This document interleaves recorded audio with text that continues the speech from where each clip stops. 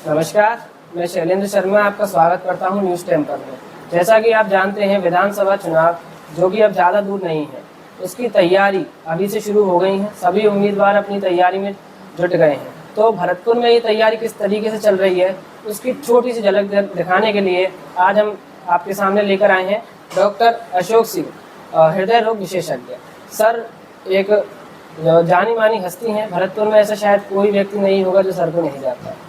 तो सर ने अपने विधानसभा क्षेत्र नदवई को अपनी कार्यकारिणी के रूप में चुना है। वहाँ पर सर अपने एमएलए के लिए, विधायक के लिए, चुनाव के लिए उम्मीदवार हैं। तो एक बार सर से जानते हैं कि सर, आप जो चुनाव के लिए तैयारी कर रहे हैं, इसमें आपका किस तरीके से कार्य रहेगा, किस तरीके से आपकी तैयारी है? देखो शर्मा जी, तैयारी तो चलो खैर आगे की बात है। पहले मैं आपको इतना ही बताना चाहता हूँ कि मैं भरतपुर का एक रनिक प्रैक्टिशनर हूँ और मेरी पिछले 25-30 साल से यहाँ एक हॉस्पिटल है, जिसे मैं यहाँ का एक रनर मतलब कहना चाहिए। इस भरतपुर में उस समय आया जब यहाँ कोई हृदय रोग विशेषज्ञ नहीं था, और मैं तभी से 25-30 साल से यहाँ भरतपुर वासियों की सेवा कर रहा हूँ। ये सच है कि मेरा कोई ऐसा खास इंटरेस्ट राजनीति में नहीं था, लेकिन चूँकि मेरी जो पृष्ठभूमि है वो इस तरह की है कि मैं एक गांव से निकला हुआ एक मध्यम किसान परिवार का या कहो मजदूर का बेटा हूँ। और चूँकि मेरी अल्प आयु थी, उस समय मेरे पिताजी एक्सपायर हो गए थे, तो मेरी माँ ने मुझे पाला था। तो निश्चित रूप से पिता की छाया का या कहो पिता का प्यार ना मिलने के कारण मैंने जो भी दुख दर्द सहन किए, और जो मैं वहाँ काम करता था, चाहे खेती के रूप में, चाहे अपने भैंसों को चराने जाता था ज़्यादातर, तो वो भी मैंने काम किया अपने गांव में। तो मैंने उस स्थिति को, ग्रामीण जो पृष्ठभूमि है, उस पृष्ठभूमि को मैंने देखा, सहन किया। वहीं से पढ़ लिख कर मैं डॉक्टर बना। यहाँ MBBS और MD जयपुर से करने के बाद यहाँ पर अपना क्लिनिक डेवलप किया। और वास्तविकता ये है कि मेरे साथ के आज की तारीख में SMS के प्रिंसिपल साहब भी हैं, वो भी मेरे साथ के हैं। लेकिन मुझे उस समय यहाँ अरुण सिंह जी विधायक थे डीग से, वो बेसिकली वहाँ मेरे पास आया करते थे जब मैं SMS अपनी ट्रेनिंग कर रहा था। तो वो मेरे को यहाँ भरतपुर लेके आए कि नहीं, तेरे को भरतपुर चलना है और वहाँ पर तेरे को लोगों को जो भी रिलीफ हो सकती है, क्योंकि ज़्यादातर उस समय जो पेशेंट थे भरतपुर के वो सब जयपुर आया करते थे, तो वो लेके मेरे को यहाँ आए थे, इसलिए मैं यहाँ इस्टेब्लिश हुआ। अदरवाइज़ मेरे साथ के ज़्यादातर या तो UK, USA या SMS वगैरह में ही हैं। उस समय डॉक्टरों की बहुत कमी थी, रेयर डॉक्टरी एक डिस्ट्रिक्ट लेवल पे आया करते थे, तो वो उनका योगदान रहा। बीच में फिर क्या हुआ कि जाट आरक्षण संघर्ष समिति से मैं, जितने भी अपने भरतपुर के प्रतिष्ठित जाट हैं, और जाटों को चूँकि OBC में आरक्षण नहीं था, और उस आरक्षण की लड़ाई के लिए मेरे को यहाँ का अध्यक्ष बना दिया गया कि भाई OBC में जाटों को इंक्लूड किया जाए। भरतपुर डिस्ट्रिक्ट और धौलपुर डिस्ट्रिक्ट के जाट इसमें नहीं थे, तो उसकी अध्यक्षता करते हुए बहुत बहुत धन्यवाद महारानी वसुंधरा राजे जी का कि उन्होंने मेरी, उस समय जो भी मैं अध्यक्ष था, उनके साथ मेरी मीटिंग हुई और उन्होंने भरतपुर के जाटों को, धौलपुर के जाटों को OBC में इंक्लूड करने का फरमान जारी करवाया। और हमसे भी ये कहा कि आपको ज़्यादा संघर्ष करने की ज़रूरत नहीं है, और OBC का दर्जा मैं CM रहूँगी तब तक हो जाएगा। तो आपको मतलब एक खुशी होनी चाहिए कि भरतपुर के जाटों को OBC का दर्जा महारानी और उस समय की CM वसुंधरा जी ने दिलवाया, और वो भी बहुत ज़्यादा संघर्ष नहीं किया। गुर्जर भाई जो थे, उनका विचारों के कितने क्या क्या हुआ आपको सब पता है, आंदोलन भी किए, और आपको ये भी होगा कि 70-80 कैजुअलिटी भी हुई थी, लेकिन किसी भी जाट की कोई कैजुअलिटी ना होते हुए वसुंधरा जी ने ओबीसी में भरतपुर के जाटों को इन्वॉल्व किया। तो एक तो उनका बहुत बहुत धन्यवाद, जाट बरादरी का बहुत बहुत धन्यवाद कि उन्होंने मुझ पर विश्वास किया और मुझे उस आंदोलन का अध्यक्ष बनाया। उसके बाद करीब करीब मैं फिर अपनी डॉक्टरी करना शुरू कर दिया था मैंने, और करीब करीब राजनीति से आउट हो गया था। लेकिन यहाँ के जितने भी प्रतिष्ठित जाट बरादरी है, डॉक्टर दिगंबर सिंह जी के जाने के बाद उन्होंने ये महसूस किया कि यहाँ भरतपुर का जो आम आदमी है वो दरअसल क्या है कि जितने भी ज़्यादातर पॉलिटिशियन बनते हैं वो इस तरीक़ा के थे कि उनके पास ना तो एक आम आदमी जा सकता है, ना अपनी बातें रख सकता है, ना दुख सुख की बातें कर सकता है। तो यहाँ जो भी प्रतिष्ठित लोग थे भरतपुर के, वो मेरे पास आए और मुझको एक तरीक़ा से उन्होंने फोर्स किया। उन्होंने मेरे को एक तरीक़ा से क्या इंस्पिरेट किया कि भाई डॉक्टर साहब, आपको राजनीति करनी होगी हमारे लिए, जनता के लिए, विकास के लिए, और ये जितने भी अन्याय हो रहे हैं इस भरतपुर की धरती पर, इनको दूर करने के लिए आपको राजनीति में आना होगा।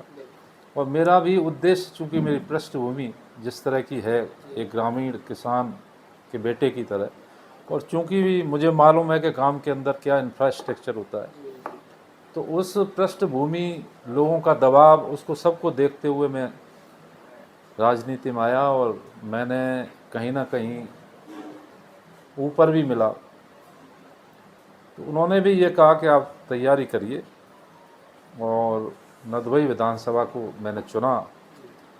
वहाँ की जनता का जो प्यार मुझे मिल रहा है, मुझे आशा है कि पार्टी उस जनता के प्यार को और अशोक के प्यार जनता के लिए जो है उसको ध्यान में रखते हुए मुझे नदबई विधानसभा से बीजेपी का कैंडिडेट बनाएगी।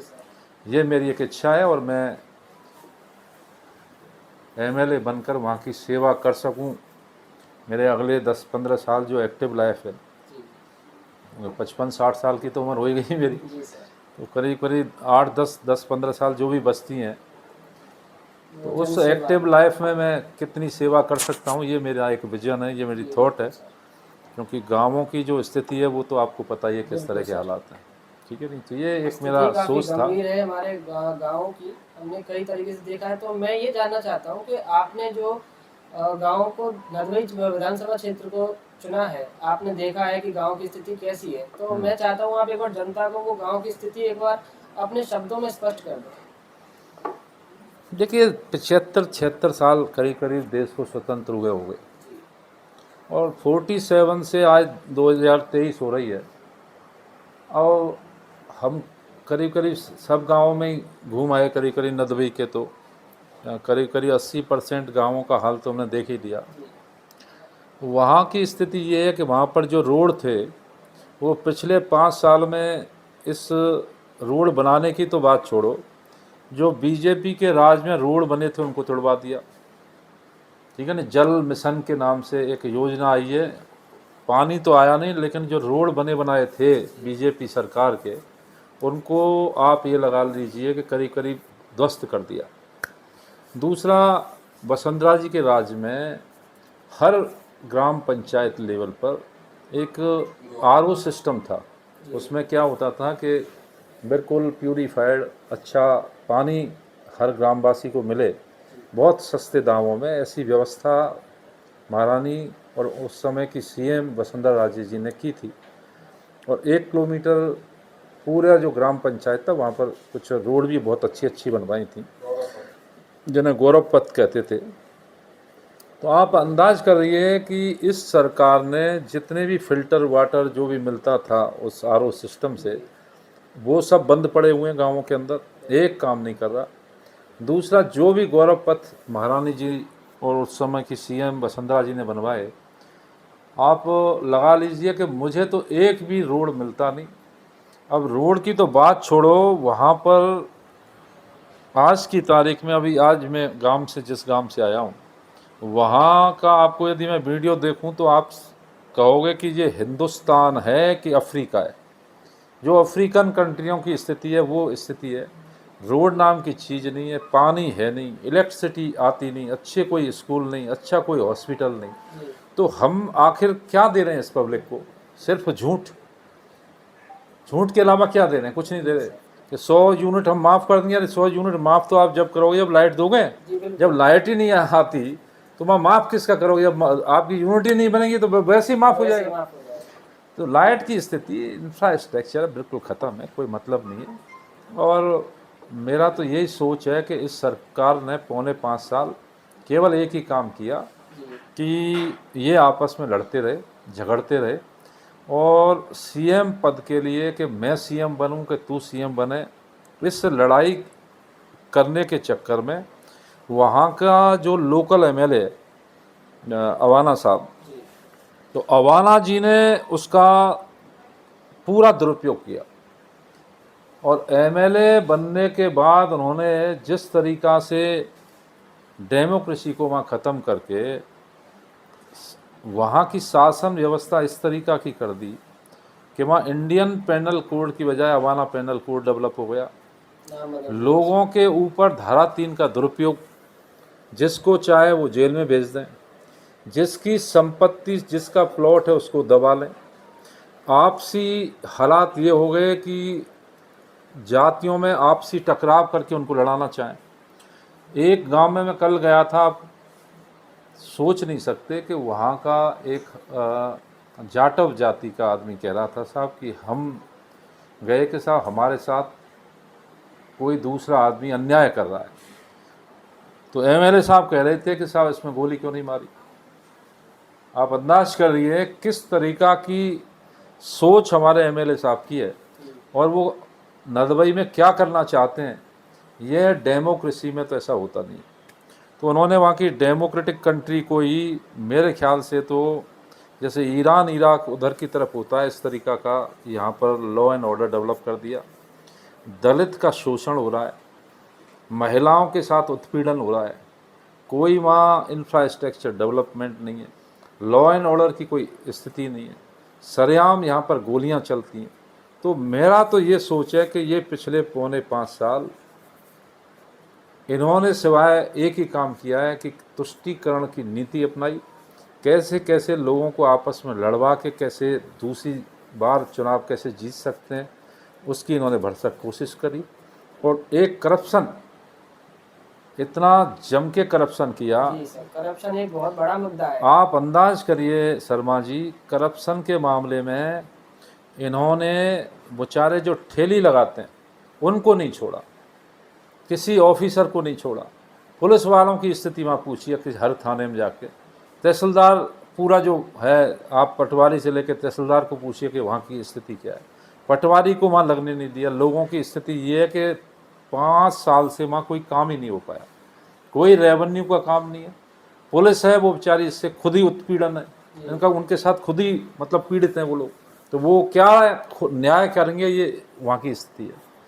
ठीक है कि नहीं? तो इन्होंने मतलब क्या है कि इसका पूरा दुरुपयोग किया है। और इसको जिस तरीक़ा से यूपी में पहले गुंडा राज हुआ करता था, वो एक वहाँ का गुंडा यहाँ के आके और एक तरीक़ा से नदोई में गुंडा राज किया है पिछले कम से कम 3-3.5 साल से। उसकी वजह कुछ भी हो सकती है कि अपनी स्टेट में जो लड़ाई थी आपसी अपने सीएम और डिप्टी सीएम साहब के बीच में, उसका फ़ायदा उठाते हुए इन्होंने शायद अपनी पूरी जो भी पावर मिलती हैं लोगों की भलाई के लिए, वेलफेयर ऑफ सोसाइटी के लिए, वो वेलफेयर ना करके इन्होंने सिर्फ वहाँ एक गुंडा राज्य किया और उस पावर का दुरुपयोग किया। ऐसी मेरी सोच है, गांव गांव जाकर और पूरी नदवई तहसील में घूम। ये सब सुनकर बहुत अच्छा लगा कि आपने एक तरीके से हम बताएं तो नगरई का पूर्ण मुआयना कर लिया है।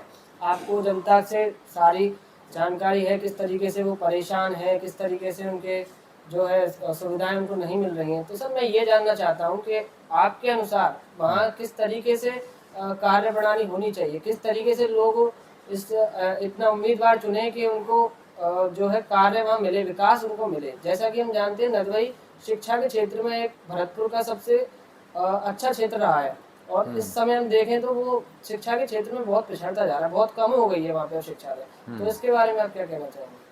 देखो ऐसा यदि प्रॉब्लम वाली बात है ना नदवई की, तो देखो प्रॉब्लम तो पूरी हिंदुस्तान है, तो भाई यदि कोई नेशनल या इंटरनेशनल प्रॉब्लम है तो उनके लिए प्राइम मिनिस्टर साहब या उनकी कैबिनेट बैठी हुई है। स्टेट की प्रॉब्लम है तो उनके लिए सीएम साहब या उनकी पूरी कैबिनेट बनी हुई है। लेकिन लोकल जो फोकल प्रॉब्लम होती है, मतलब नदबई की जो मेजर प्रॉब्लम्स है ना आज की तारीख में, वो सबसे बड़ी जो प्रॉब्लम है वो वहाँ पर है। एक तो रात्रि के अंदर जो गायें होती हैं वो खेतों में चरती हैं, और वो बेचारे जितने भी किसान और मजदूर होते हैं वो रात भर गायों के साथ जागते हैं।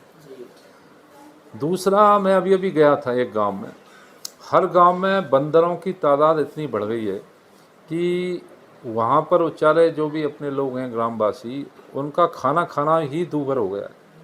बंदरों की वहाँ प्रॉब्लम, गायों की वहाँ प्रॉब्लम, लाइट की वहाँ प्रॉब्लम, लाइट आती नहीं।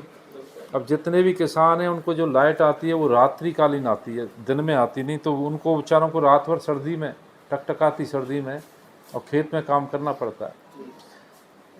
जहाँ तक रोजगार वाली बात है, मैं आपको ये बताना चाहता हूँ कि नदबई का एक ऐसा क्षेत्र है जो डेहरा मोड़ के बाद करीब करीब जो अपना टेरिटरी है ताजमहल का, वो करीब करीब वहाँ तक डेहरा मोड़ तक है कि वहाँ तक कोई इंडस्ट्री डेवलपमेंट नहीं हो सकती। नदबई के बाद जितनी भी अपनी सोच है, चाहे वो नगर रोड है, बरौली छारवाला रोड है, ये जो 2-3 रोड हैं और यहाँ की जो भूमि है वो इस लायक है कि वहाँ कोई इंडस्ट्रियल हब डेवलप किया जाए, इंडस्ट्रियल डेवलपमेंट किया जाए, और उसको दहली से जोड़ के, जैसे अलवर में किया है सरकार ने, ऐसे अपने जो सीएम फ्यूचर साहब बनते हैं जो भी 2023 के अंदर, उनको कन्विंस करके एक इंडस्ट्रियल हब वहाँ डेवलप किया जा सकता है अपने नदबई के अंदर। दूसरा, आप बात कर रहे थे एजुकेशन की। एजुकेशन में वैसे इसमें कोई डाउट नहीं, यदि और तहसीलों को देखते हुए भरतपुर की जो डिस्ट्रिक्ट हैं उनमें सबसे एजुकेशन जो अच्छी है, हब है भरतपुर को छोड़ के, वो मेरे ख्याल से नदबई आती है दूसरे स्थान पर। और वहाँ पर अच्छा एक एजुकेशन हब बने, इसके लिए जो सरकार कर सकती है, और मैं यदि फ्यूचर एमएलए वहाँ बनता हूँ तो जो भी सरकार अपनी तरफ से कर सकती है वो निश्चित रूप से इस दिशा में कार्य करेगी। दूसरा, वहाँ सबसे बड़ी जो ज़रूरत है ना एजुकेशन के बाद, जो सबसे ज़्यादा ज़रूरत है वो है कोई मल्टी क्लिनिक हॉस्पिटल की। तो वहाँ मल्टी स्पेशलिटीज़ कोई हॉस्पिटल नदबई में नहीं है, तो वहाँ पर एक ऐसा मल्टी स्पेशलिटीज़ 100 बेडेड हॉस्पिटल आ जाए कि वहाँ जो सेकेंडरी डिजीज़ होती हैं, मतलब अपनी जो बीमारियाँ होती हैं, उनका जो क्लासिफिकेशन है वो प्राइमरी, सेकेंडरी एंड टर्सरी है। तो सेकेंडरी टाइप की जो बीमारी हैं उनका इलाज वहाँ हो। अब टर्सरी लेवल तो वहाँ डेवलप करना बहुत मुश्किल काम है, बड़ा उसमें तो क्या है कि बहुत बड़ा कुल मिला के इन्वेस्टमेंट है, तो वो करना तो बहुत मुश्किल है। लेकिन हाँ, एक मल्टी स्पेशलिटीज़ सेकेंडरी टाइप का हॉस्पिटल वहाँ डेवलप करें और वहाँ की जनता इससे लाभ उठाए, उसकी वहाँ वास्तव में बहुत ज़रूरत है। और ये होगा, ये मैं आपको बताना चाहता हूँ, यदि डॉक्टर अशोक आया तो ये होगा, और वहाँ एक मल्टी स्पेशलिटीज़ हॉस्पिटल डेवलप होगा, ये मैं वचन दे रहा हूँ। 2-3 चीज़ों की, गौशाला का डेवलपमेंट है, मल्टी स्पेशलिटीज़ हॉस्पिटल का डेवलपमेंट है, वहाँ जो अच्छे बड़े रोड हैं जो सिटियों को कनेक्ट करते हैं उनके अच्छे रोड डेवलप हों, इसकी मैं गारंटी देता हूँ। इंडस्ट्रियल हब डेवलपमेंट हो, इसके लिए मैं पूरी तरह से प्रयासरत रहूँगा, और मैं ये देखूँगा कि क्या जो भी लॉ हैं उस लॉ के हिसाब से जो भी एनओसीज़ वगैरह ज़रूरत होती हैं उस दिशा में अपने जितने भी मिनिस्टर्स हैं, चाहे वो स्टेट के हों चाहे सेंट्रल के हों या अपना डिस्ट्रिक्ट लेवल का जो भी एडमिनिस्ट्रेशन है, उसका पूरा कोऑर्डिनेशन करके मैं निश्चित रूप से कोशिश करूंगा कि वहाँ की बेरोज़गारी ख़त्म हो। क्योंकि वहाँ की एक समस्या सबसे बड़ी ये भी है कि नदबई विधानसभा के अंदर हर ग्राम पंचायत लेवल पर 40 से 50 अविवाहित लड़के हैं। उसका मुख्य कारण है कि अनएम्प्लॉयमेंट है, और अनएम्प्लॉयमेंट वहाँ ख़त्म हो, ये एक प्रायोरिटी यदि मैं वहाँ से निर्वाचित होता हूँ तो निश्चित रूप से ये पहली प्रायोरिटी होगी, इसमें कोई कहीं डाउट नहीं है। जैसे सर हमारे विधानसभा क्षेत्र काफ़ी सारे हैं भरतपुर में, तो ये इन क्षेत्रों का विकास तो तब संभव है जब पहले सरकार राज्य के अपने उसमें विकास प्रारंभ करे। तो आपको क्या लगता है कि जो सरकार जो इस समय है वर्तमान में, इसने राज्य में कितने कार्य किए हैं कि उसका लाभ छोटे जगह तक पहुंचे, छोटे गांव तक पहुंचे, इसके लिए उन्होंने कितने प्रयास किए हैं? देखिए, ये जो सरकार है ना, इन्होंने तो 3.5 साल तो आपसी लड़ाई झगड़ा किया है। विकास किया कहाँ है? विकास यहाँ के एमएलए जितने भी हैं, इस आपसी लड़ाई की वजह से ये खुद चीफ मिनिस्टर बन गए। अपने अपने एरिया के ये एमएलए नहीं थे, ये सीएम थे। ये अपना रूल्स रेगुलेशन लॉ ऑर्डर ये खुद बनाते थे और खुद ही इम्प्लीमेंट करते थे उसको। तो आप विकास की बात मत करो। जो विकास बीजेपी के शासन में हुआ वही इन्होंने बर्बाद कर दिया। आज गाँव में रोडों पे गड्ढे पड़े हुए हैं 1-1 फुट के। अभी मैं जस्ट गाँव से आ रहा हूँ, रोडों पे पानी भरा हुआ है, उन पे पानी और भरे हुए हैं क्योंकि कल बरसात हुई। हालात ये है कि इन्होंने अपना विकास किया है, पब्लिक का विकास नहीं किया। पब्लिक त्रस्त है और ये मस्त है, इसके अलावा कुछ नहीं किया इन्होंने 3.5, 4, 5 साल के अंदर। जैसा कि सर आपने अभी बताया कि नदबई में आपने देखा इतनी सारी कमियां हैं, लोगों को इतनी असुविधाएं हो रही हैं, तो इतना 4.5 साल का कार्यकाल हो गया है इस वहाँ विधायक को प्रवर्तमान में जो है, तो उन्होंने वहाँ विकास के नाम पर क्या किया? आपको क्या लगता है उन्होंने कितना विकास किया, क्या किया ऐसे कार्य जो जिनसे जनता खुश है? जब वो खुश है ही नहीं जनता, जैसा कि आप बता रहे हैं, तो उन्होंने क्या किया पूरे 4.5 साल? नहीं, उज्जैन सर्किल की बात यदि आप करें तो वहाँ 1-2 रोड जरूर बनाए, कुछ गवर्नमेंट के ऑफिस जरूर आए। उन्होंने विकास में और इनके ऑफिस में लाने में जो अपनी अहम भूमिका निभाई है, उसके लिए वो धन्यवाद के पात्र हैं। मैं कोई उनकी बुराई नहीं कर रहा इस चीज़ में। लेकिन यहाँ विकास एक पूरा नदबई विधानसभा की बात है ना, तो वहाँ तो बुरी तरीक़ा से जो गाँवों का विकास है वो कुछ नहीं हुआ, वहाँ केवल भ्रष्टाचार जरूर हुआ है। मतलब आपके अनुसार जो है पूरे नदबई क्षेत्र का विकास नहीं हुआ, सिर्फ कुछ इलाकों में उन्होंने थोड़े थोड़े काम कर दिए हैं। छोटे मोटे तो हुए हैं, खैर मैं ये नहीं कहना चाहता बिल्कुल ही। कुछ 1-2 रोड उन्होंने बनाए, कुछ 1-2 ऑफिस आए हैं। इनके अलावा तो आप विकास की बात कहना सरा गलत है। उन्होंने तो बेसिकली इस पर ज़्यादा ध्यान दिया है कि पैसे नदबई से कैसे कमाए जाएं, कैसे इसको लूटा जाए, कैसे लोगों की भावनाओं को टॉर्चर किया जाए, उनको कैसे परेशान किया जाए। उन्होंने बिल्कुल वही सिस्टम अपनाया जो एक गुंडा करता है। और मैं तो यही कहूँगा, गुंडा के भेष में जब ये यहाँ आए तो लोग समझ नहीं पाए। ये बेसिकली यूपी से आए हुए भगोड़े गुंडे थे और यहाँ पर आके जिन्होंने काम जो जिस तरीक़ा का किया, मैं तो नहीं समझता कोई एक राजनीतिक आदमी, जनता का चुना हुआ आदमी और इस तरह का काम करे। मेरी तो समझ से परे है, क्योंकि कुछ तो शर्म होती है इस को काम करने में। मतलब जिस तरीका का उन्होंने काम किया वो तो एक समझदार अच्छा आदमी नहीं कर सकता भाई। कहीं ना कहीं शर्म होती है आदमी को। स्थिर सरकार थी, ऊपर से जिस तरह की इनकी हालात थी, उनके हालातों को देखते हुए इन्होंने अपनी पावर का दुरुपयोग किया और ये मजबूरी थी ऊपर सरकार की कि वो इसको देखते रहे। ये एक मुख्य कारण। तो सर मैं तो आपसे ये जानना चाहूँगा कि अब आपने इतनी सारी परेशानियां लोगों की देख ली हैं, तो हम आशा करते हैं कि आप भी विकास के पथ पर चल रहे हैं और आपको विजय मिले। यदि आपको जनता विधानसभा क्षेत्र नदबई से एमएलए चुनती है, तो आप सबसे पहले उनके लिए क्या कार्य करवाना चाहेंगे, और एक आपका क्या मोटिव है? हर उम्मीदवार एक मोटिव लेके चलता है कि इसके बेस पर मैं चुनाव में आया हूँ, तो आपका वो मोटिव क्या है? देखो, प्राइमरीली जो दूसरा साथ साथ जो वहाँ की लोकल प्रॉब्लम्स हैं, जैसे गाय की प्रॉब्लम है, बंदर की प्रॉब्लम है, इलेक्ट्रिसिटी की प्रॉब्लम है, इसको दूर करना और इंडस्ट्रियल हब डेवलप करना, ये मेरा मुख्य उद्देश्य रहेगा। और उसी उद्देश्य के साथ मैं नदबई विधानसभा से निर्वाचित होना चाहता हूँ। और ये अपील करता हूँ अपने सभी मतदाताओं से नदबई विधानसभा के कि एक बार मुझे मौका दो। मैं जब मरूंगा तो हंसते हुए जाऊंगा और तुम रोओगे, ये मैं गारंटी देता हूँ। इस आपने बुलाया, आपने मेरी भावनाएं लोगों के पास पहुंचाने का जी सर। कार्य आप जो कर रहे हो उसके लिए बहुत बहुत धन्यवाद। जय आपका भारत। बहुत बहुत धन्यवाद सर, जो आपने हमें अपना अमूल्य समय दिया और हमारे एक छोटे से इस प्रोग्राम को सफल बनाया। मैं आशा करता हूँ, हमारी न्यूज़ टेम्पल की पूरी टीम ये आशा करती है, विधानसभा क्षेत्र नदबई से आप विजयी हों और जो विकास की कार्य की बात आपने की है वो आप जनता तक विकास पहुँचाएँ और उनका उन्नत विकास। बहुत बहुत धन्यवाद शर्मा जी, बहुत थैंक यू वेरी जुड़े मच। रहिए आप हमारे साथ न्यूज़ टेम्पल में। एक बार हम सर के साथ जो हमने वार्तालाप की, इसी प्रकार से हम आगे भी आपके लिए इसी तरीके के वार्तालाप संवाद लाएंगे। इसके लिए जुड़े रहें न्यूज़ टेम्पल से। धन्यवाद।